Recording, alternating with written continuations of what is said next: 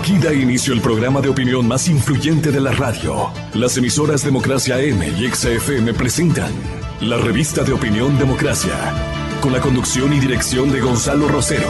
¿Queréis revolución? Hacedla primero dentro de buenas almas. Este Ecuador amazónico, desde siempre y hasta siempre. ¡Viva la patria! Sin amilanarse, sin amilanarse. Nos maquillaron los datos, se los llevaron todo.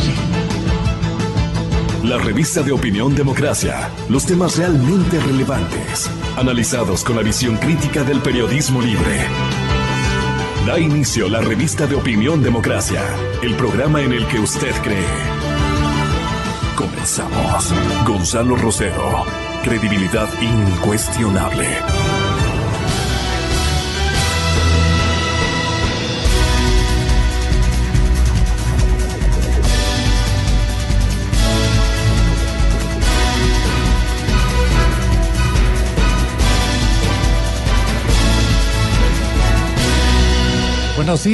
Buenos días con todos.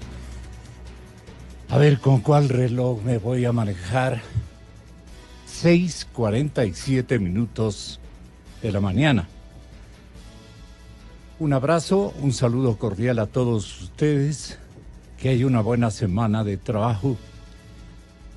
La próxima, por lo menos, en estas instalaciones vamos a tener una larga vacación. Larga para lo que nosotros acostumbramos a tomarla. Se llama Leonor.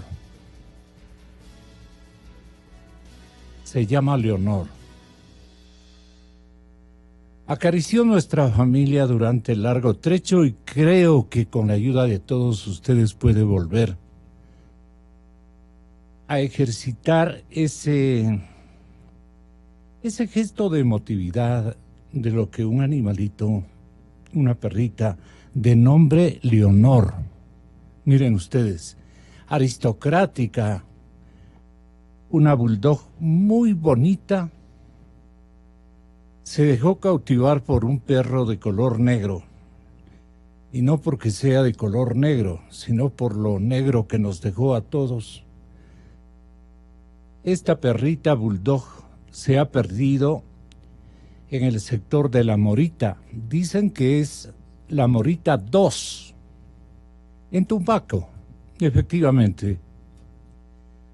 Ay, si ustedes supieran el vacío inmenso que ha generado este animalito, nos ayudarían con generosidad a ubicarla, a devolverla. Es muy linda. Ha sacado lágrimas de la generalidad de nietos y el hijo, el principal de esta emisora, que con el pasar del tiempo ya no soy yo, es Alvarito. Y están muy tristes, de veras muy tristes. Un animalito se convierte en una especie de activo de familia, ¿no? Le queremos entre todo el mundo y todos los perros de la familia son perros de todos. Así es que Leonor, esta perrita bulldog, les pido de favor a todos los residentes en Amorita 2, en la zona de Tumbaco, que tengan la bondad de devolverle. Van a recibir una especie de compensación o recompensa, como ustedes quieran verlo. Pero más que eso, van a devolver mucha alegría y paz a variadas familias de todo el sector, porque por allí viven los hijos. Bueno, 1000 perdones por abusar de la estación. Hemos hecho también este tipo de servicios en función de localizar a otros animalitos o de ayudar, pues, a buenos amigos, a radioyentes, en fin. Recuerden ustedes cuando han perdido a un animalito tan querido. Leonor, una perrita bulldog, si la vieran. Y los que le conocen y están con ella, saben que no estoy exagerando para nada. Parece una matrona. Es linda. Y claro, se ganó el cariño de todos los integrantes de nuestra familia, que no somos muchísimos, pero somos muy sensibles con los animalitos. Los tratamos bien, los queremos mucho. Y por Álvaro, que debe estar este momento muy conmocionado en Amorita 2, les hago esta formal invitación para que ejerciten una cruzada de búsqueda en ese sector. La Morita 2, ya prácticamente para el lado, seguramente de la Morita 1, que será al frente, ¿no? Sí, pero fuera de broma. Se nos perdió Leonor y estamos extrañándole. Nos hace falta. Qué buena noticia sería que se comuniquen a nuestros teléfonos o usen las redes. También la foto de ella está en las redes. 523-290, le podemos atender allí su generosa llamada. Mil perdones a mi primera invitada, la respetable académica doctora Paulina Araujo. Gracias. 2523-290-255-9555. 255-9555. Créanme que la persona o la familia que la tenga va a sentirse muy satisfecha por ganarse la recompensa, sino por recompensarnos la paz, la tranquilidad, la seguridad, la alegría de estar con Leonor. De lo contrario, pues, ya asomará Leonor. Eso sí, ya asomará Leonor. Bueno, muchas gracias y mil perdones. Me encargué de publicitar algo que para los hijos y nietos constituye una especie de nota nostálgica de la vida. Bueno, doctora Araujo, bienvenida, muchas gracias por la generosa atención. Vamos a ver si conectamos con el señor doctor Carlos Solórzano Constantine en la ciudad de Guayaquil. Y estamos a la expectativa del arribo de Álvaro Román, sí, hermano de Ramiro. Otro académico como usted, doctora, maestro, obviamente desde la época de su señor padre, ellos adquirieron la virtud de la academia. Y qué gran abogado era su padre. El padre, el doctor Román, como yo lo conocí. Tengo muy buenos recuerdos de él. Un célebre jurista ecuatoriano y capitalino. Pero la justicia no es odio a Correa, escribía anoche José Ayala Lazo, el ex canciller de la República, que no pudo estar, conjuntamente con Paulina, con Álvaro y a la distancia con Carlos Solórzano, porque el ex canciller ecuatoriano tiene que realizar un viaje. ¿Desde cuándo Correa dejó la presidencia? Se han multiplicado las críticas a su gobierno y al ritmo diario del descubrimiento de nuevas incorrecciones crece el repudio popular. La justicia libre de las trabas que la inmovilizaron ha comenzado a actuar, y ese va a ser nuestro tema.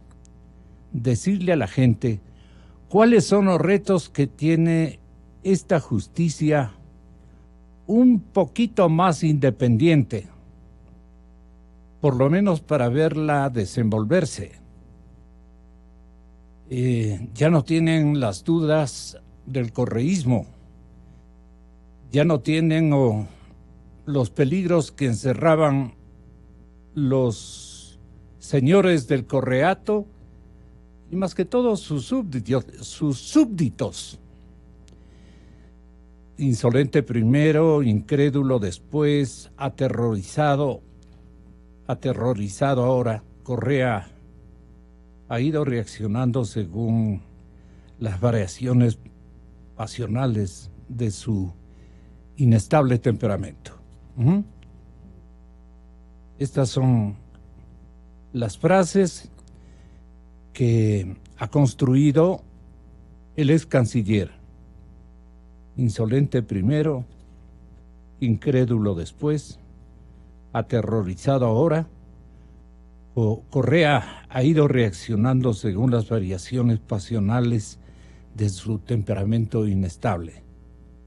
Rechazó indignado cuando se creyó encubierto y protegido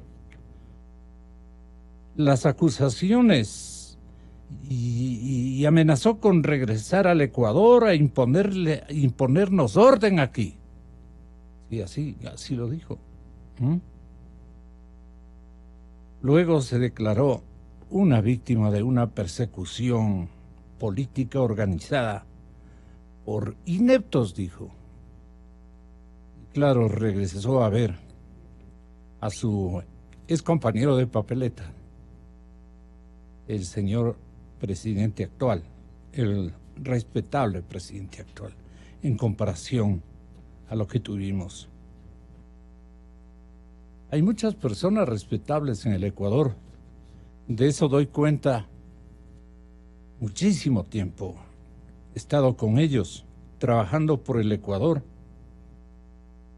El máximo interés de la sociedad que no pensaba que iba a tener estos turnos. Han habido turnos en esas familias, especialmente porteñas. Han habido por turnos esos desengaños, incluso para la gente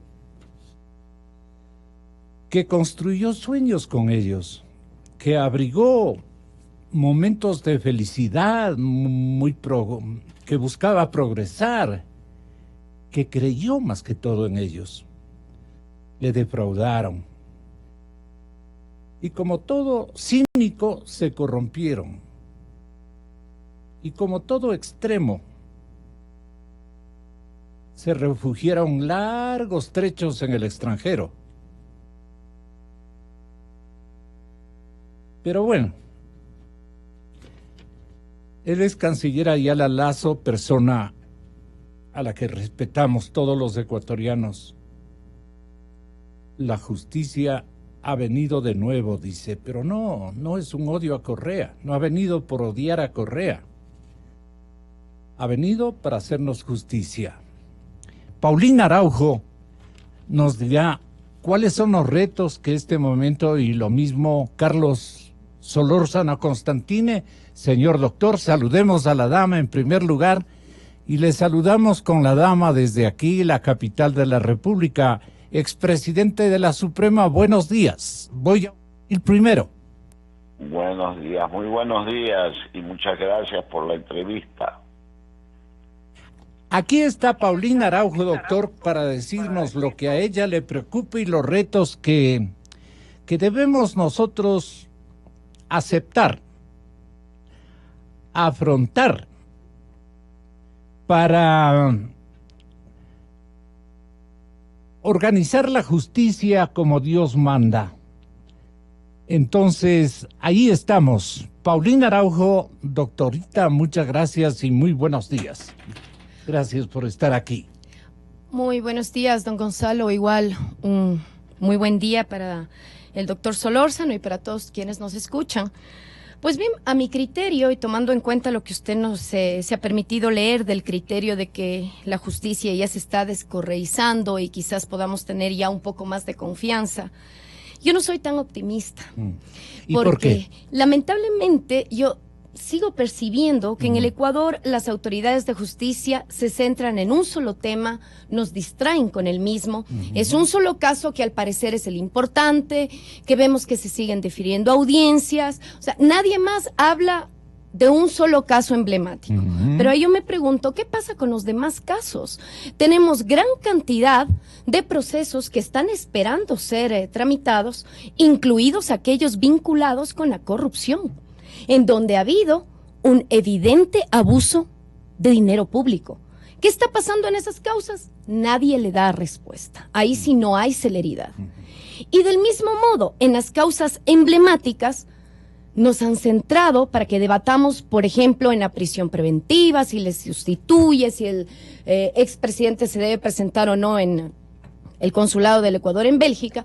Y lamentablemente también estamos constatando que Fiscalía bien pudo y debió pedir medidas cautelares reales para que no empiecen a enajenar los bienes. ¿Y a qué nos enfrentamos hoy? A que eso tampoco se hizo. Entonces, yo no soy tan optimista de decir que ahora hay justicia, sino que creo que seguimos en el mismo esquema de que ahora toma un caso símbolo y lo demás la gente se va a olvidar. Yo me pregunto, ¿dónde está la justicia en los casos que no son famosos, que no tienen voz a través de medios de comunicación? Cada vez en el Ecuador desaparecen más personas y tenemos que insistir en que los jueces y fiscales que estuvieron, no todos obviamente, no quiero generalizar, pero que estuvieron en la época anterior, se siguen manteniendo. Entonces, en el diario libre ejercicio que uno tiene, se sigue percatando que las cosas no han cambiado. En la Alta Corte de Justicia, la Corte Nacional, igualmente la Corte Constitucional, son las mismas figuras que están ahí. Y doctor Solórzano, cuando nos hablan de error inexcusable, ¿usted no se prende de esperanza? Bueno, yo comparto muchísimo lo que ha manifestado doña Paulina, porque los antecedentes se miran también de acuerdo con las personas que están actuando en estos momentos. Indudablemente que nos estamos apartando bastante del correísmo, a donde se imponía la justicia desde el más alto nivel y no se impartía como debería de impartirse. Pero actualmente nos estamos enfrascando, es verdad, en los casos muy emblemáticos, muy conocidos, pero no se está ahí impartiendo justicia. Y lo digo ¿por qué? Porque desafortunadamente para mi concepto, respetando el concepto de los demás, muchas personas que están en el actual Consejo de la Judicatura pertenecen desafortunadamente a un sector político y eso es malo. ¿Incluye a Bisueta? No lo estoy incluyendo a Bisueta porque él no creo que haya pertenecido al Partido Social Cristiano, pero dos figuras que están allí en el Consejo de la Judicatura sí han pertenecido al Partido Social Cristiano. Entonces, cuando la justicia no es independiente, sino que es dependiente de un sector político, entonces no estamos hablando de imparcialidad. Porque efectivamente en este momento nos estamos enfrascando en los problemas de Correa vinculados con los delitos más notorios, como es el caso Balda, como es el caso Gabela, pero nos estamos olvidando, por ejemplo, de Fausto Valdivieso. Entonces, eso no me inspira demasiada confiabilidad, porque en cambio no se está persiguiendo la ruta del dinero en el caso del correato, que es una de las cosas muy graves, porque se dice que han habido enormes especulados, enormes sobreprecios, pero ¿a dónde están? Se ha hecho una auditoría, una fiscalización completa de todos esos temas, o han quedado un poco archivados para referirnos solamente a los casos emblemáticos de los delitos comunes. Eso no me inspira mucha confianza, repito, dado el origen también de muchos de los miembros del Consejo de la Judicatura que no son independientes. Y una cosa más todavía, que veo un poco grave yo. Pienso que para ser miembro del Consejo de la Judicatura habría que estar en las dos vertientes.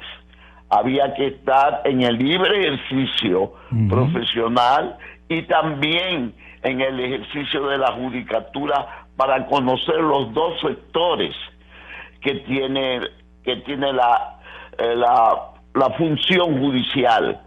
Pero muchos de los señores que están en el Consejo de la Judicatura ni han ejercido la profesión o la han ejercido muy tangencialmente y peor han ejercido la judicatura. Entonces no me inspira mucha confianza eso, sumado a que pertenecen a un partido político.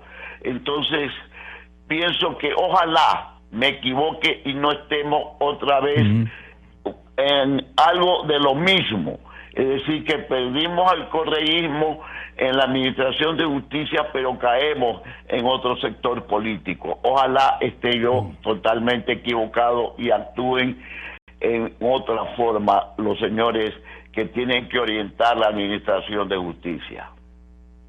Paulina, aquí en el estudio, el doctor Solórzano en el puerto principal, y yo quiero que tengan la bondad de considerar el tema de la designación de Juan Vizueta Ronquillo.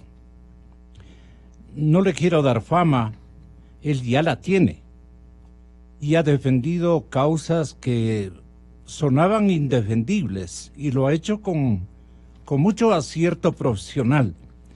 Pero cuando se le pregunta doctor Juan, ¿cuál es su prioridad? Él dice dejar las bases para la independencia de la justicia en el Ecuador. Ese objetivo hay que lograrlo con el ejemplo.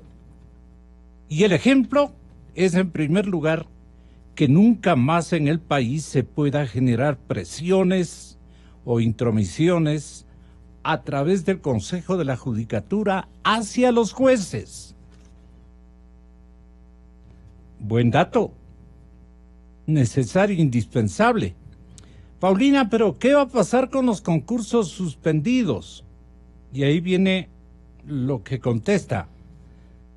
Doctor Vizueta, le preguntábamos, ¿qué va a pasar con los concursos suspendidos? Él contesta, lo importante era el tema de las partidas presupuestarias. Ya está superada esa situación.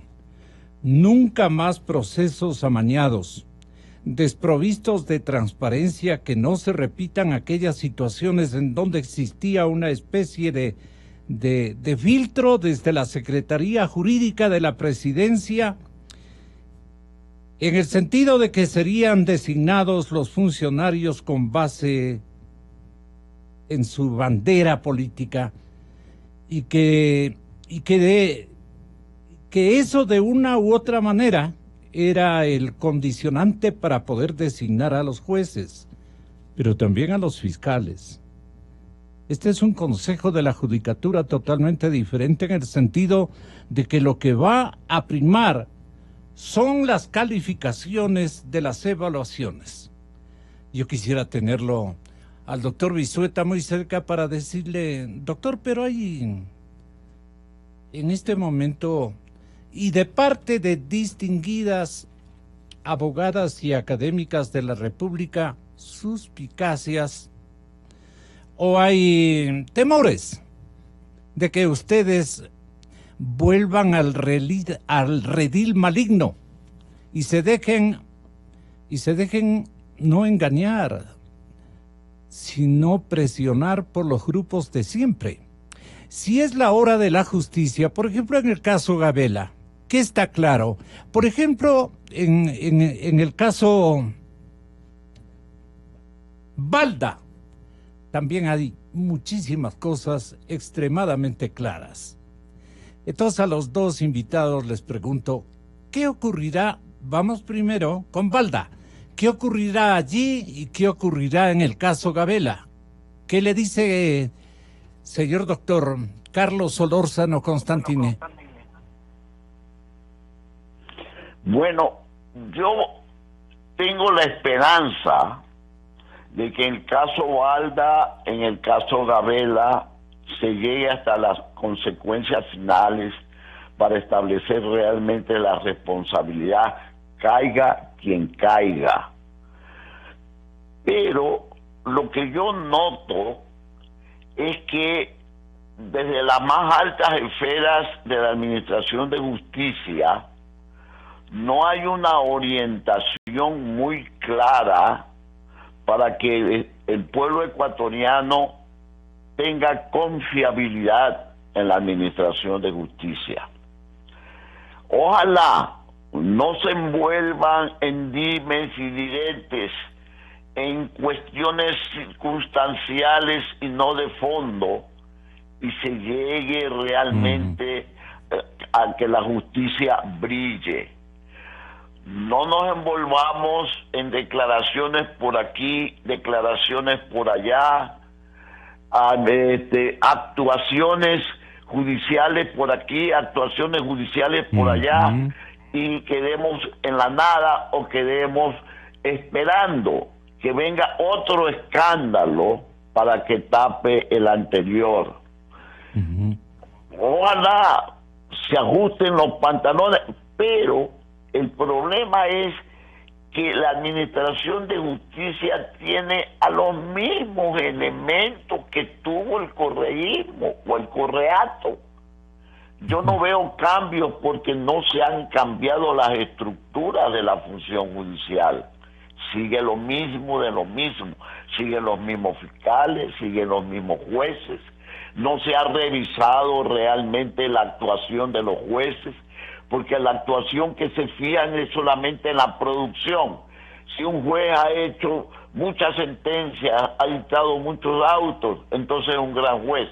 No es así, no es así. Lo esencial es que los jueces y los fiscales actúen en derecho, actúen sin parcialidad y sin favoritismo hacia nadie, que sean severos en la Administración de Justicia, porque el pueblo ecuatoriano está deseoso de que algún momento la justicia sea igual para todos. Doctora, siga, doctor. Un país no progresa, no mejora si no tiene una Administración de Justicia independiente, creíble, aceptable. ¿Quién va a venir del extranjero o de la parte nacional a invertir? A invertir con una Administración de Justicia dudosa, por lo menos. Así es. Entonces, los actuales señores que tienen en su mano la Administración de Justicia, que son provisionales, que eso es otra de las cosas malas que tiene el país, son provisionales solamente, le van a dar la confiabilidad, le están dando la confiabilidad suficiente para que la inversión extranjera, para que la inversión nacional y para que el pueblo ecuatoriano acaricie lo bondadoso que es una justicia imparcial, severa, eficaz y pronta. Paulinita, el señor presidente de la República, Lenín Moreno, ante un foro de periodistas del más alto nivel, denominado es el foro que se llama América Europa Press, respondió algunas interrogantes de los comunicadores europeos de variadas naciones, de variados países, respecto a cómo él va a sentar en el banquillo a Correa. A ver, le escuchemos lo que dijo literalmente el presidente Lenín. Bueno, ese momento no puedo saberlo. La justicia lo requiere. Ese momento, a diferencia de lo que ocurría en el gobierno pasado, existe autonomía de las funciones. El presidente de la República no pone a dedo a los funcionarios de las otros poderes del Estado, ni tampoco les llama por teléfono para dictarle las sentencias. Eso ha cambiado y ha cambiado radical, y sustancialmente. Ahora cada función ejerce su tarea de manera independiente y de manera autónoma. ¿Pero cree, presidente, que el señor Correa pedirá asilo político en Bélgica? Pues entiendo que es su derecho, él puede hacerlo, y es derecho también de Bélgica el concederlo o no. Es un derecho, poco puedo saber, yo no estoy en la cabeza de él, pero claro, es una alternativa que tiene. Él manifestó, y tal vez no le gustó mucho la idea, de que dejaba una mesa servida. Una mesa servida, yo entiendo que es la mesa servida como esta, pues que solo falta alguien que la coma, nada más. Pues no, señor, se llevaron hasta la mesa. Se llevaron hasta la mesa. El índice de corrupción es inmenso. Ya resulta que linda hasta en el hastío el conversar con los señores ministros y secretarios y que te comenten todos los actos de corrupción que ha habido en el gobierno anterior. Yo a los señores ministros les sé decir que en lo que respecta a la corrupción, ni una sola, porque cuando se pasa una, se pasan todas. Y eso es lo que ocurrió en el gobierno pasado. Bueno, el diagnóstico nos ha referido constantemente el presidente Moreno, pero del dicho al hecho, Paulina. Sí, diagnóstico que me permito decirle no es que él lo hace, lo hemos hecho muchos hace 10 años atrás. O sea, le digo, no nos está contando ninguna historia nueva. Lo que vemos es que incluso el actual presidente habla que no hay día en que los ministros no le hagan saber de casos de corrupción. Y ahí viene nuevamente la pregunta de todos los ecuatorianos. ¿Dónde están los procesos penales que se corresponden a esta gran cantidad de corrupción que han encontrado? Denos unos 5 ejemplos de procesos gigantes, descuidados o de adrede enterrados en algún cajón del olvido, ¿cómo decirlo más? Sí, mire, esta situación de que, también tomando las palabras del actual presidente de la mesa servida, yo la veo desde el punto de vista de la justicia, es que se supieron blindar desde la norma. Cuando aprobaron el Código Orgánico Integral Penal, bien sabían que los actos de corrupción en su modalidad expresiva más clara, que es dar contratos vulnerando la normativa, lo quitaron del peculado, para ponerlo en tráfico de influencias que va a tener una prescripción de apenas 5 años. Desde ahí viene la perversidad del sistema. Luego, asumiendo, ya en peculado, en enriquecimiento ilícito, que se debe contar primero con un informe previo de Contraloría, cosa que también lo pusieron en la norma. Pues bien, ahora, hoy por hoy, ya tiene usted informes de Contraloría con indicios de responsabilidad penal que siguen sin caminar. Entonces, me parece, no sé si muy lindo el discurso que hacen nuestras altas autoridades, pero en los hechos no vemos resultados. Dígame usted, ¿hay un camino claro para la reparación integral al Ecuador de todo el dinero que han abusado? No. Es más, exfiscales generales han pasado y han dicho que era muy difícil ya recuperar el dinero de la corrupción, que no había forma, que no tenían una ruta clara de cómo conseguirlo eso. Sí da pena escuchar eso porque sí hay mecanismos y bastante claros. Pero no hay instrumentos. Más allá de instrumentos, no sé si haya los conocimientos y la voluntad, no por el presidente ni sus ministros, sino de los operadores de justicia. ¿Por qué duda de la voluntad si está refiriendo el presidente Moreno de que ni uno más dice? Bueno, pero es que el presidente Moreno no es juez. ¿Qué hacemos con los anteriores? O sea, es que le digo... Usted lo que le insisten es, presidente, ¿qué hacemos con lo anterior? Yo no tanto le insisto al presidente Moreno, porque así como él recalca que ahora las funciones son autónomas, me imagino que lo que quiso decir es independientes, el Ejecutivo no tiene por qué pronunciarse acerca de lo que debe hacer la justicia. Caso contrario, volvemos a caer en el mismo esquema. No en vano, mire el círculo vicioso, que muchos ciudadanos que claman por justicia piensan que tienen que comparecer donde el presidente Moreno para que el presidente Moreno haga algo, cuando no es así. La justicia es administrada por jueces, tribunales, fiscales. Pero usted me deja pensando en que la justicia debe ser... ¿autónoma o independiente? Independiente. Autónoma. ¿Cuál es la diferencia? Perdone. La autonomía es una palabra que tiene que ver que se basta a sí mismo, mientras que la independencia quiere decir que es un órgano que forma parte del Estado, pero que no se sujeta para sus decisiones a las otras funciones. Entonces, si seguimos apelando a que el presidente marque la ruta de cómo se va a llevar la justicia, me permiten decir, será que ya no es antes la llamada, sino que ahora lo que diga el presidente. Y esto va de la mano también con lo que estábamos reflexionando antes del Consejo de la Judicatura. más allá de que tengan o no un hilo conductual ideológico y vinculado a un partido político, sí es interesante lo que ha dicho el doctor Bisuete, que ahora lo que van a querer es dejar autoridades, jueces, fiscales, a través de evaluaciones transparentes. Y aquí una vez más, a través de esta afirmación, el discurso me lleva, ¿cómo van a ser esas evaluaciones? Porque si van a seguir cayendo en el esquema que solo revisan títulos o formación académica sin un debido contraste y que sí se lo puede hacer de forma objetiva de lo que es la ética pública, ¿cómo los futuros funcionarios pueden afrontar dilemas éticos para saber que tenemos gente con calidad, gente con vocación de servicio?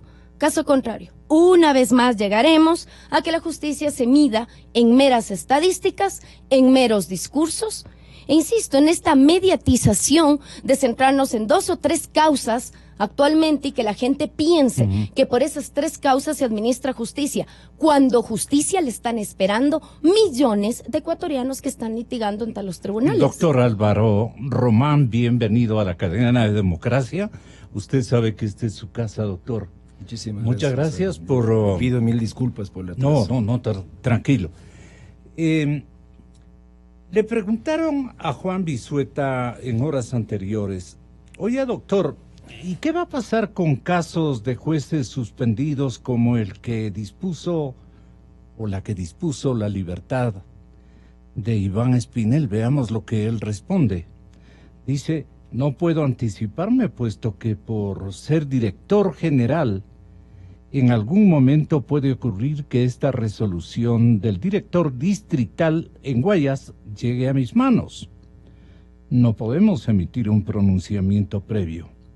Lo que sí podría decirle es que se ha presentado una resolución del presidente de la Judicatura en uso de sus facultades para poder dictar medidas preventivas o provisionales.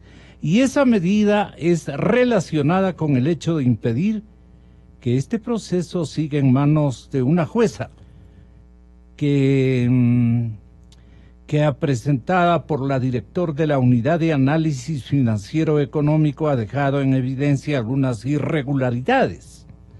Ella procedió a dictar medidas alternativas y esto es lo que ha cuestionado si hubo o no argumento para hacerlo. Eso no es materia de análisis.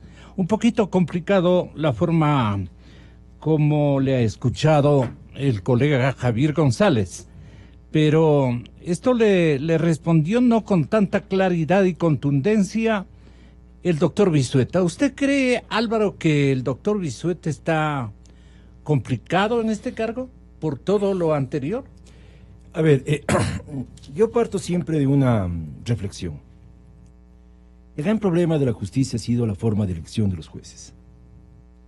Antes lo elegía el Congreso Nacional. El doctor Solórzano fue beneficiado con ese nombramiento, que lo que hacían era los partidos políticos en el año 97, en anteriores años, hicieron listas de juristas y en los que no todos los juristas de calidad estuvieron nombrados. Esa forma de elección se cuestionó y se estableció otra forma, que fue la forma del 97, que fue la última vez que tenía que nombrar el Congreso Nacional y pasar a ser que la propia Corte Suprema, bajo sus propios organismos, sea el sistema de cooptación. Pero igual ese sistema no les convenció a los políticos y cambiaron ahora a la elección del Consejo Nacional. ¿Qué buscaban con tanto cambio? A ver, yo lo que entiendo buscaban era despolitizar la justicia. Pero creo yo que, como siempre sostengo, es mientras haya interés, cuando yo estuve una vez aquí, siempre dije el poder político siempre necesita de la justicia para cerrar sus intereses de poder. ¿Qué significa esto?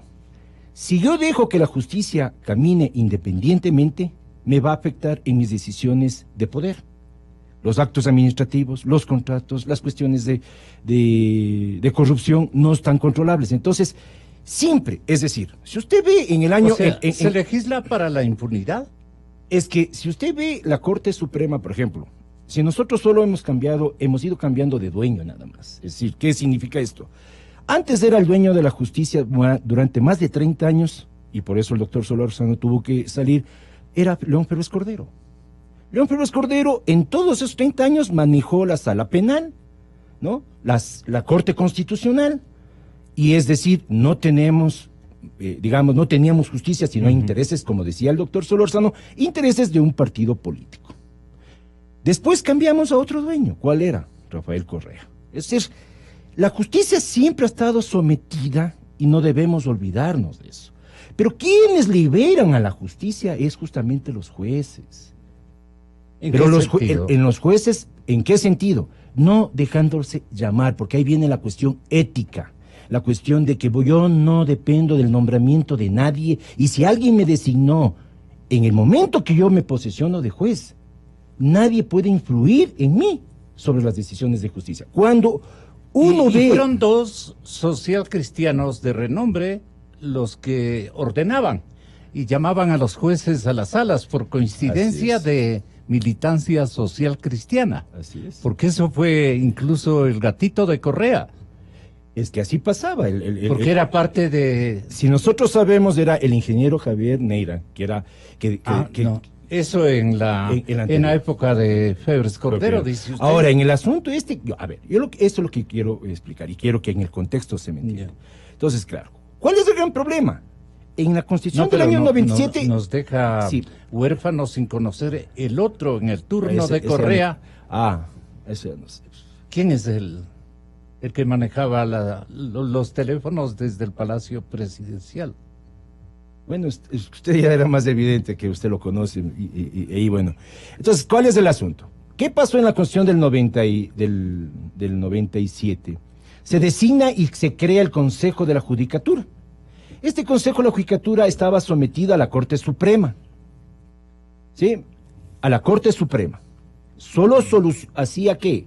Solo hacía los concursos, pero le ponía a consideración la lista de los elegibles. Pero en la Constitución del 2008 se transforma y el Consejo de la Judicatura elige a los jueces nacionales. Entonces, ahí viene el inconveniente. Ese es el punto que yo quería aclarar para dejar claro. Ahora, en cuanto a la pregunta que usted me hace del doctor Juan Vizueta, ¿qué pasa en este momento? La jueza de Guayaquil, de San Borondón, a mí lo que me preocupa de la actuación de la jueza y de la fiscalía fundamentalmente, es que revoca la prisión preventiva. Pero para revocar la prisión preventiva, usted tiene cuatro condiciones. Una, que se haya caducado la prisión preventiva; otra, que haya sobreseído; otra, que se haya declarado la nulidad.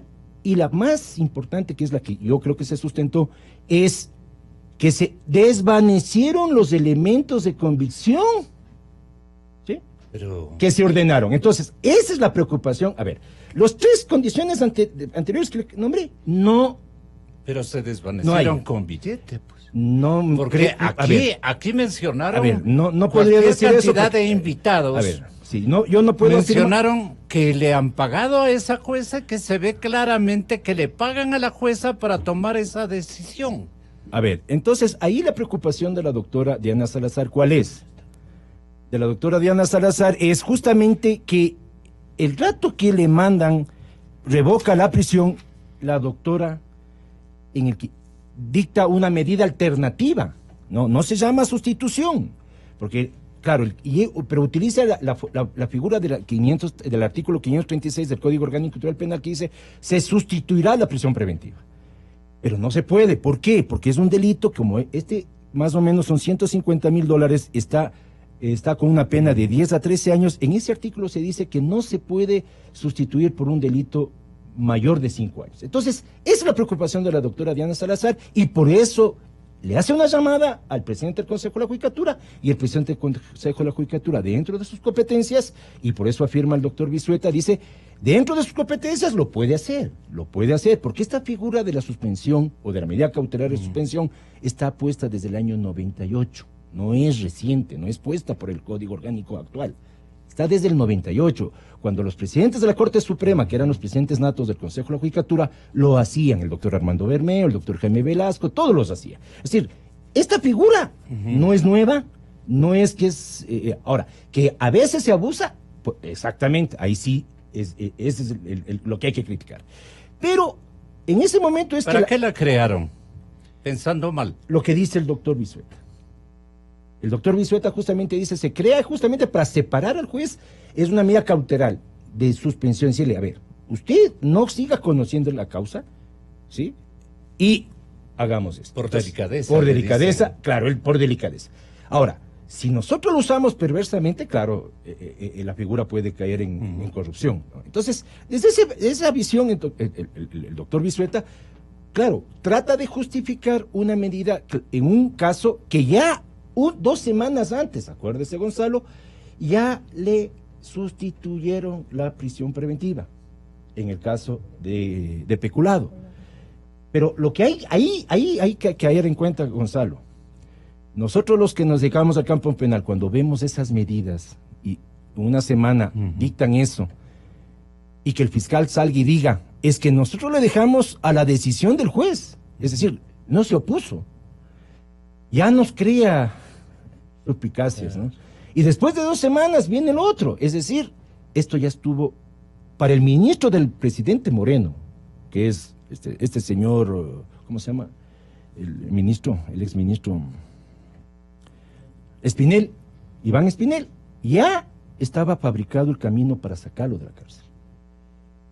Ahí yo me pregunto, y digo, y ahí viene la preocupación de Paulina en la primera intervención. Hay jueces que ingresaron bajo el sistema del doctor Yalc, ¿no?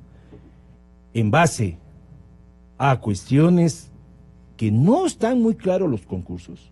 Hay jueces que se merecen haber llegado, porque se rompieron el tablero, pero hay otros jueces que fueron conducidos en un concurso a que ganen y entren para beneficiar el poder del doctor Yalc. Es que sacaban 110 puntos. Claro, los que sacaban 35 sobre 35 siendo todólogos, ¿no? Porque yo creo que ningún abogado puede llegar a dominar todas las materias.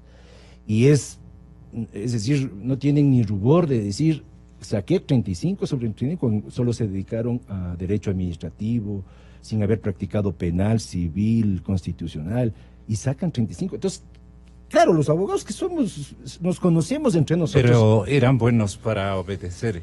Por supuesto. Digamos, vea, en todas Cortes Suprema ha habido gente que obedece. Doctor Galo Pico Mantilla, el doctor, hay otros jueces presidentes de la Corte Suprema que obedecían a Félix Cordero. El único que no obedeció a Félix Cordero era el doctor Carlos Solórzano. Doctor Carlos Solórzano se mantuvo y por eso le destituyeron a su Corte Suprema, porque él se atrevió a ordenar la prisión preventiva de Fabián Alarcón. ¿Le ordenaron a usted en alguna ocasión o lo conocían, doctor Solórzano? Porque a los que les conocen no se atreven a darles órdenes, por lo menos en otras disciplinas de trabajo. Bueno, nunca tuve yo ni siquiera una pequeña insinuación, porque seguramente sí me conocían. Aquí en la costa nos conocemos más que lo que conocemos en la sierra o viceversa. ¿Y ese milagro? Entonces, por qué? Porque ya me conocían cómo actuaba yo. Yo había sido ya ministro de la Corte antes de llegar a la presidencia, y sabían que mi actuación estaba totalmente ceñida a la ley y yo no dependía de telefonazos de nadie, ni órdenes de nadie. Y ese trajinar era congruente. Por eso es que el ex dueño del país, Febré Cordero, se disgustó conmigo malamente, porque yo ordené la prisión preventiva de Ana Lucía Armijos y de Augusto de la Torre. Eso les disgustó a Febré Cordero y por eso se peleó conmigo y utilizó su influencia política para destituir a la última Corte Constitucional que hubo en el país después de haber ganado un plebiscito que otorgaba el sistema de la cooptación, que fue incluso un sistema preconizado por los propios socialcristianos, y sin embargo no aceptaron ese sistema porque los jueces que estábamos ahí, y especialmente el caso mío, no eran jueces obedientes a sus influencias. Eso no podían permitirlo y vinieron con Exmeller, perdóneme, con el actual miembro del Consejo de Participación, el doctor Julio César Trujillo, también participó en esa designación para los nuevos jueces, que después se hizo un galimatías y un reparto entre los legisladores. Acordémonos, en 1997 eso fue lo que ocurrió y ha seguido ocurriendo en el país, porque el reparto de la función judicial siempre ha querido pertenecer a determinado sector político para desde ahí ejercer sus influencias. Conmigo, desgraciadamente para ellos, se pegaron un buen bare, porque no encontraron en el presidente de ese tiempo, es decir, en mi caso, un presidente obediente, sino totalmente independiente, como le consta a todo el país, me parece. Le quería preguntar, doctor Solórzano, ¿cuál es la opinión? ¿Creen que con un proyecto para extinguir el dominio, o el proyecto parece que se llama de extinción de dominio, la situación podría mejorar o se crearía un instrumento idóneo para poder iniciar juzgamientos? Porque nos quedamos solamente en los balances, en los diagnósticos, nos cuentan la cantidad de insucesos de malversación de fondos que han ocurrido en Hacienda Pública, en todos los lares del gobierno, en todas las épocas últimas a las que tenemos que referirnos obligatoriamente.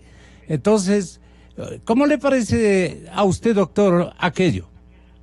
Mire, yo desafortunadamente tengo mis dudas y no tengo muchas esperanzas en que las cosas vayan a cambiar, porque no solamente depende del origen del nombramiento de un juez, sino de la calidad de juez.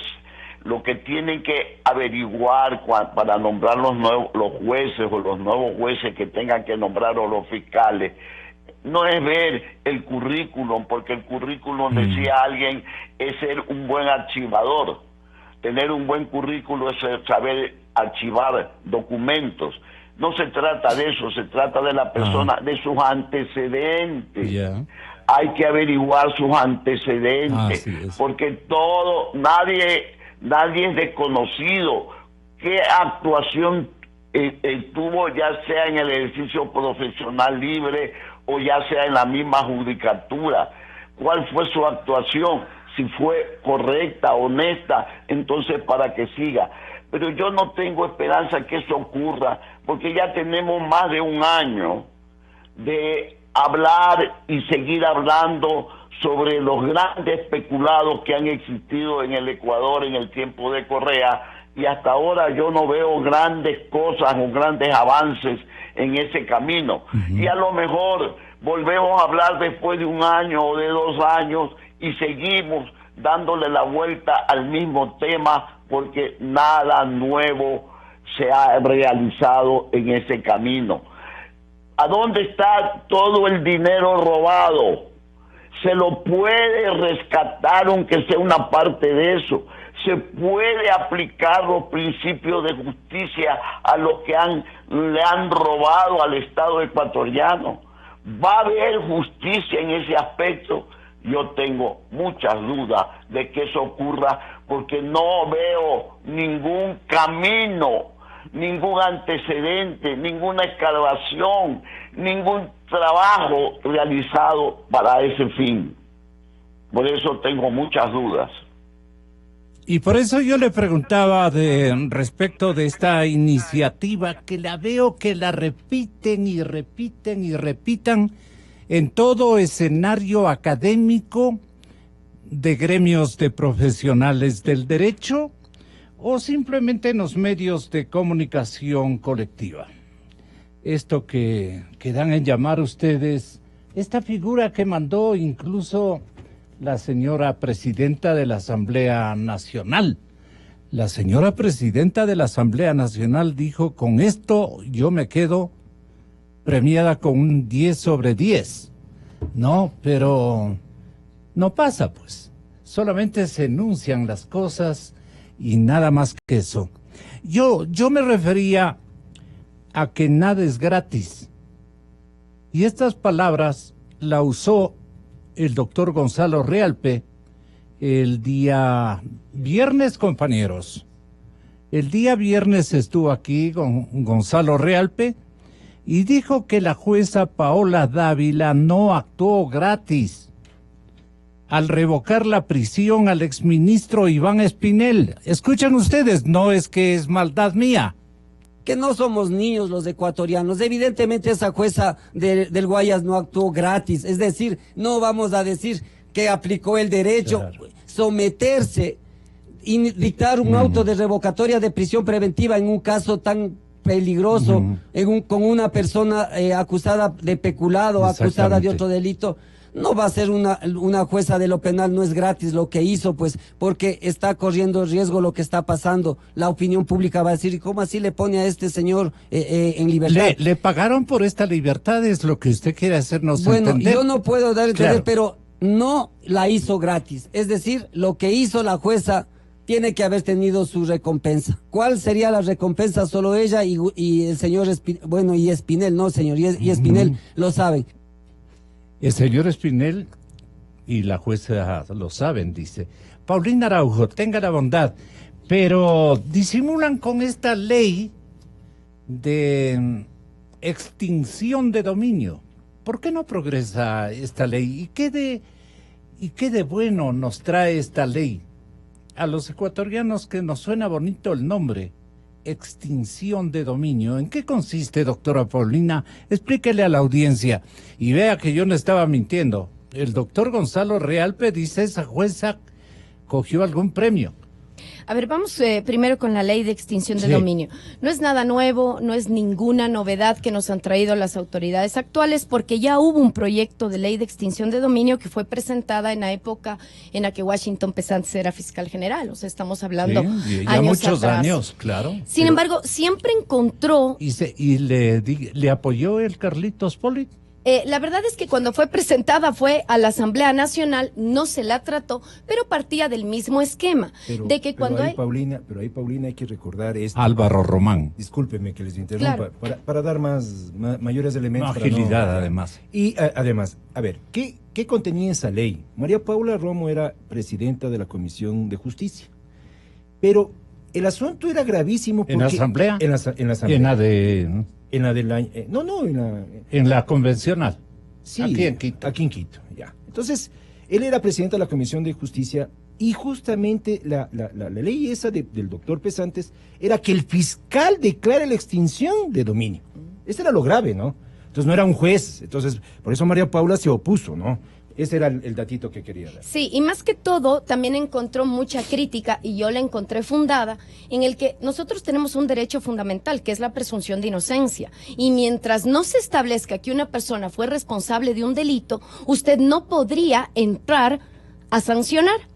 Sin embargo, también se hizo notar que tanto en el ex Código de Procedimiento Penal como en el actual COIP, sí tenemos las que se llaman medidas cautelares sobre bienes.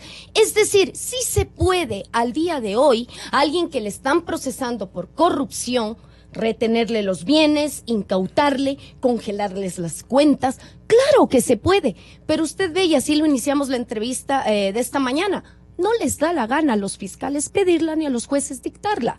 Entonces, ¿a qué llegamos? El Ecuador no tiene problema de falta de leyes, porque leyes tenemos. ¿En base a qué disposiciones podríamos hacerlo? Le preguntan ellos. Del 549. A partir del 549 del COIP, así como les encanta ahora hablar de las prisiones preventivas y creen que porque han dictado una prisión preventiva y están haciendo justicia, ¿por qué no piden también medidas cautelares sobre bienes? Por ejemplo, en el caso Balda, ¿por qué el señor fiscal general, a la par que hizo su pedido y luego lo dictó la doctora Daniela Camacho, ¿por qué no se centraron también en los bienes de los procesados?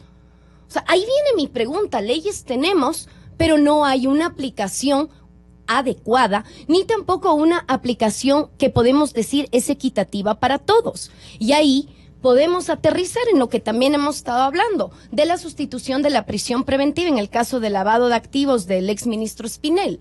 Insisto, nadie cuestiona la potestad que tiene el presidente del Consejo de la Judicatura. Eso nadie la cuestiona. Lo que sí llama la atención es que en otro tipo de procesos en donde nos hemos permitido proponer quejas, que también son casos urgentes, que también han evidenciado que puede haber jueces que están mal utilizando su poder porque están yéndose contra leyes, sí nos llamó la atención acá la rapidez en la que se resolvió. Pero más allá de eso, hoy el doctor Román nos ha dicho, a mí me acabo de enterar, que al parecer el presidente del Consejo de la Judicatura actuó prontamente porque la directora de la Unidad de Análisis Financiero le había llamado. Yo no pensé que había sido una llamada, pensé que había sido una queja escrita. Y sé también que hay notas de prensa en donde dicen la decisión o la impugnación o el hacerle saber al presidente del Consejo que había ocurrido esto había sido previa a la hora en la cual se tomó la decisión de la suspensión de la jueza. Ojo, jueza a la cual no defiendo, ni mucho menos defiendo al señor Spinell, o sea, en lo absoluto.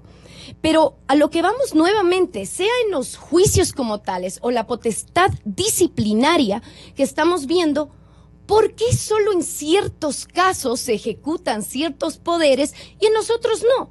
Yo quisiera saber si el nuevo Consejo de la Judicatura, que está ahora en transición, ha podido hacer una tabulación correcta de todas las quejas que hemos propuesto en contra de jueces y fiscales que claramente no tienen ni idea, primero, de lo que hacen y segundo, han abusado de sus potestades. Casos igual urgentes. No lo hay, no hay respuesta. Se lo digo en un caso concreto que yo lo llevo. He tenido que ir a preguntar qué fue la queja que propuse, qué fue. No, tiene que esperar, tienen que mandar al presidente de la Corte Provincial y me siguen dando vueltas. Entonces el usuario que siente que necesita algún padrino o alguna voz fuerte para que su caso sea tomado en cuenta. Ese es el mensaje gravísimo que se está dando a la ciudadanía, porque se sigue ahondando en desconfianza, en saber si mi caso no es públicamente notorio. Hoy por hoy se lo mediatiza constantemente, mi caso no va a ser tratado. Y eso es injusto. Doctor Álvaro Román, no es necesario que se hagan los legisladores de última data, como que traen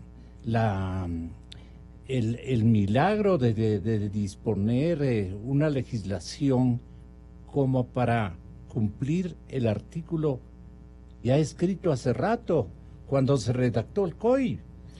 El 549 para consolidar las medidas cautelares sobre bienes, por ejemplo. Y al tenor de este anuncio, de este titular de periódicos de estas vísperas, solo 16 entidades públicas subastan sus autos lujosos. Esto, no, claro, no es que están robándose, pero es una tremenda indelicadeza. Y aquí hay una lista de entidades que entregaron sus vehículos a Inmobiliar, pero Inmobiliar ha iniciado un registro del parque automotor estatal y encuentra que 62 instituciones no quieren entregar más o menos un parque de 235 vehículos. Pero esto no es que se han cogido los carros. No es adaptable el ejemplo, pero todo parte de la indelicadeza. El 549 habla de el secuestro, la incautación, la retención, las prohibiciones de enajenar, bloqueos. Exactamente. El 551 es el que le permite que obviamente se retengan fondos en cuentas, ¿no? Órdenes especiales, dice. Sí, el 551. Claro, y ahí vendría la cooperación internacional, que usted, de acuerdo a la cooperación y al tratado internacional que puede tener con el otro país, puede también pedir a esos países las retenciones en las cuentas que tienen en otros países. Es decir, los jueces tienen las herramientas, como dice Paulino, ¿no? Tienen las herramientas. Entonces, claro, si yo tengo un delito de lavado, tengo un delito de narcotráfico, tengo un delito gravísimo. Y de terrorismo. Claro, a ver. Estas figuras, Gonzalo, son creadas por el COIB. Esto viene desde los códigos de toda la vida. Yo desde que soy estudiante, cuando trabajaba con mi papá, en casos de peculado, toda la vida, por ejemplo, el doctor Carlos Solórzano, cuando mandó la orden de prisión, mandaba orden de prisión y mandaba la prohibición de enajenar de los bienes de los... Elemental. Es que esa era la medida siempre. Es decir, siempre se mandaba las dos medidas. Entonces, claro. Y las cuentas. Y las cuentas. Entonces, ¿cuál era el asunto? Que se mandaba el oficio a nivel nacional y todos los registradores de la propiedad le paraban. Pero claro, que quiera enajenar claro, el esto vivo. es dentro de aquí de Ecuador. Ya. Pero ¿cuál es el problema, Gonzalo, ahora? Es que todo este dinero, la mayoría del dinero de la corrupción no está aquí en el Ecuador, ¿no? La mayoría no está aquí en el Ecuador. Ya. Entonces, ahí viene cómo hacer está en una la recuperación red digital absolutamente desconocida, pero hay caminos. Sí, no, pero a ver, Gonzalo, yo le digo... La semana anterior que hablábamos de los aviones y sus usos, ¿no? O sea, no es tan digital el dinero, sino terrible. Exactamente. Es que verá, a ver, yo lo que le estoy diciendo, y eso quería para ayudarle en su explicación. A ver, a partir del año 2001, ¿no es cierto? Después de las caídas de las torres, Estados Unidos crea este grupo Gafi, ¿no es cierto? Entonces, todos los estados que son suscriptores de este grupo Gafi le reportan a la Secretaría de Estado y a la Seguridad estadounidense los movimientos contables, bancarios. ¿Por qué? Porque están preocupados de su cuestión terrorismo. Entonces, por eso es que tú no tienes una, ¿cómo se dice? ¿Por qué caen todas estas redes, asisten depositados en paraísos fiscales? ¿Por qué? Porque todos tienen que reportar a Estados Unidos. Entonces, Estados Unidos tiene la información. ¿Sí? Yo creo que tienen información. Antes, por ejemplo, antes del 2001 no se puede saber. Se ha de haber robado también igual, o peor. ¿Y por qué les interesa a los gringos mantener la cuestión de terrorismo? Es decir, ver los fondos de dónde provienen para que no ingresen a los grupos Al-Qaeda, ISIS, a eso. Entonces, claro, tienen que vigilar el sistema financiero mundial para saber por dónde está entrando el dinero a financiar estos grupos. Entonces, de paso, ¿qué se encuentran? Se encuentran todas estas... Por eso es que la Secretaría de Estado le dio al doctor Carlos Vaca Mancheno, le dio la información. Le dio la información. Acuérdese, ¿no? Sí. Que lo hizo ir allá a Estados Unidos y le dijo, vea, esta es la información que yo tengo. Y le entregó. Pero claro, no sé, el doctor Carlos Vaca Mancheno, claro, no puede contar todo esto. ¿Por qué? Porque con eso la delincuencia va a tener un elemento que puede pasar. Pero claro... Al primo de Correa no le dieron, en cambio, Alvarito. Pero bueno, pero ahí viene la doble moral gringa. La doble moral gringa es esa. Mientras vos dejes mi plata en mi país. ¿Cierto? Por ejemplo, vemos casos de Isaías. Al Poli también. Poli, por ejemplo, ¿por qué no lo investigan por ¿Cuánto tiene Carlitos en Estados Unidos? Me está oyendo allá. Le saludamos por delicadeza. Entonces, claro, si nosotros... ¿Cuánto tiene allá Carlitos Poli? Entonces, claro, si usted ve... Está riéndose. Claro, si usted ve cuánto dinero se llevó Poli allá. ¿Qué ha hecho Estados Unidos? Nos ha dado la información. Nos ha ayudado a recuperar ese dinero. Entonces, ahí viene lo que nosotros tenemos que buscar, claro, la cooperación internacional. Y ese es uno de los grandes inconvenientes. Entonces, esa es la idea, claro. Aquí en el Ecuador es fácil localizar, tratar de encontrar todo eso, pero el problema es encontrar afuera. La recuperación de afuera es el inconveniente. Y esta ley lo que trata es buscar justamente a través de la cooperación internacional, lo que le veo, por ejemplo, al fiscal general actual, lo que está haciendo en el caso Balda, pidiendo cooperación internacional, o en otro caso creo que es cooperación para ver si los procesados tienen bienes en el exterior. Entonces ahí sí usted tiene una norma que decirle, vea, hágame el favor, póngale una provisión de enajenar este bien y bloqueeme la cuenta. Usted no la puede, Por ejemplo, Perú tuvo que hacer eso, y Perú, por ejemplo, por eso vino uno de Perú acá, que él es el presidente de la ONU, de esta comisión, y eso es lo que a mí me sorprende hasta ahora. El presidente Moreno ofreció auditoría de la ONU, y hasta ahora no viene. Es decir, el presidente Moreno lo único que hace es ofrecer, y hasta ahora no se pone a trabajar. ¿En qué tiene que trabajar? ¿Usted termina, Paulina? Bueno, trabajar para lo cual... No, pero ya al grano. Le decimos ahora, usted le dice ahora. Bueno... Un buen amanecer, presidente, pero usted tiene que entregarnos las siguientes obras. ¿Cuáles son las obras? Tiene que entregar una función ejecutiva funcional y que no solo parta de un lindo discurso conciliador, cuando en la realidad nos damos cuenta que no están los cambios palpables. O sea, no encontramos eso. Igualmente, no solo a Moreno, sino también en la Asamblea Nacional. La Asamblea Nacional sigue pensando que el ecuatoriano promedio no sigue su trabajo, o que ellos simbólicamente pueden decir que van a aprobar tal o cual ley, cuando el problema de Ecuador no solo es de normas, sino que las normas que tenemos no las aplicamos. Y aquí viene el otro poder, que es la función judicial. No solo son, como bien decía el doctor Solórzano, las personas que más títulos tienen, sino qué calidad ética tienen los funcionarios que hoy por hoy están actuando. ¿Qué necesitamos? Atinado ese acerto, ¿no? Es que es así, jueces y fiscales que actúen como tales. Pero usted, que tiene una gran cantidad, no voy a generalizar porque sí hay honrosas excepciones, que tienen miedo todavía al poder, que tienen miedo a fallar de tal forma porque saben que su cargo puede ser retirado. Pero ¿para qué se meten a ser jueces, fiscales o integrar tribunales si no van a ser valientes y defender la justicia? Ese tipo de gente es la que necesitamos en la función judicial. Y también ya en otros estamentos, sea el órgano administrativo, que es el Consejo de la Judicatura, o sea el órgano que usted quiera. No quitemos ya el protagonismo, que ahora porque tal persona lo conduce, ahora sí es una maravilla. Cuando no es así, el órgano no es la persona que lo representa. Volvamos nuevamente a institucionalizar el país para así poder decir, en realidad, Fiscalía funciona bien porque actúa en todos los casos, no solo en unos. Jueces funcionan bien porque no tienen miedo, porque defienden la justicia, para que los ciudadanos sepan que cuando someten un conflicto ante ellos va a haber una resolución apegada a derecho. Del mismo modo, una asamblea que legisle bien, que no legisle solo para hacer creer que nos hace un favor, que no se olvide de fiscalizar, y un presidente de la República que administre el Ecuador no solo con discursos, sino con hechos. ¿Y eso cómo lo puede lograr? Que se rodee de buenos ministros. Todavía tiene unos ministros que uno no logra entender por qué están ahí cuando han sido personas nefastas para la justicia y para la seguridad en el Ecuador. Eso es lo que queremos ver, más allá del diálogo, de que las cosas han cambiado.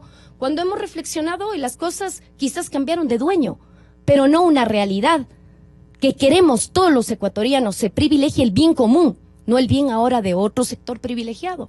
Y tenemos que seguir alzando la voz, don Gonzalo, tenemos que seguir siendo críticos, aunque a veces a la gente le moleste, que uno dice, ¿por qué eres crítico de Moreno, eres correísta? No, señor, no es así, sino que es obligación de todo ciudadano estar pendiente de cómo se ejerce el poder, ser críticos, participar en esa crítica, para que no crean que porque hubo una consulta popular quiere decir también que los órganos actuales pueden hacer lo que quieran. El doctor Carlos Solórzano va a decirnos también lo propio, lo mismo.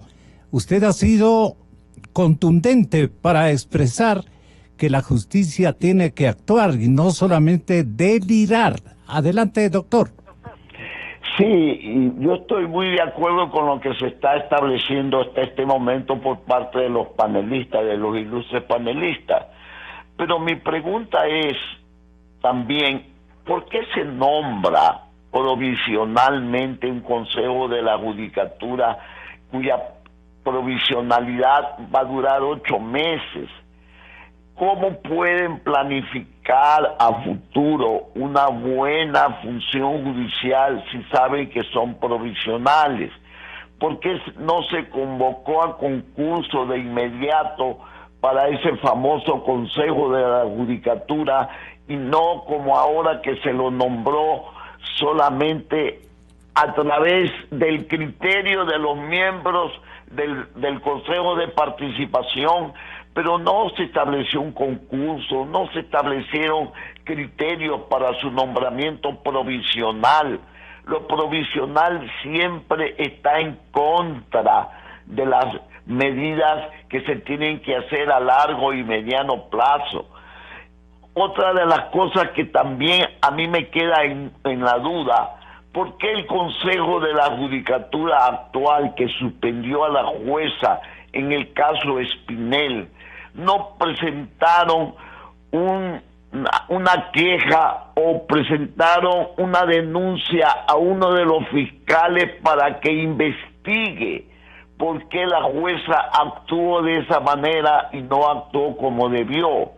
Es decir, hay muchas cosas que están flotando en el ambiente, y así como decía la doctora Paulina, no son los casos solamente muy sonoros los que tienen que ventilarse, son los casos de toda la ciudadanía que cuando no tienen algún padrino fuerte o alguna voz fuerte, su justicia nunca les llega.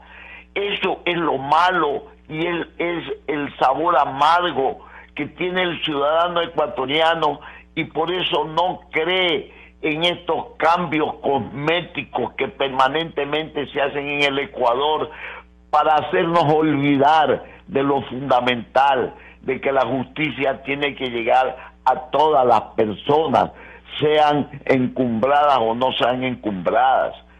Entonces, esto de ser provisionales, provisional el Consejo de Participación, provisional el Consejo de la Judicatura, provisionales son los jueces porque no se revisan sus actuaciones. Todo es provisional cuando se llega a lo definitivo, a lo estable, para que realmente se piense en una administración de justicia. Y como decía anteriormente, y lo repito, no es tan importante, es importante el currículum, pero alguien decía que tener un buen currículum es saber ser un buen archivador. No es tan importante el currículum, sino la esencia ética de la persona a la que se va a nombrar, el compromiso que pueda tener esa persona con la administración de justicia, la independencia de conciencia que debe tener un administrador de justicia para meterse en una hondura tan fuerte como es la de administrar justicia en el país. Si esas condiciones, si no se establecen primero las condiciones de las personas, no llegaremos nunca a nada bueno en el país. Un abrazo, doctor. Hasta la próxima. Gracias, igualmente. Muchas gracias, Paulina. Muchas gracias, Alvarito. Gracias. Un buen día. Señoras y señores, ¿qué logró el presidente Moreno en Europa? José Ayala Lazo, Lolo Echeverría y René Ortiz. Una tripleta de primera.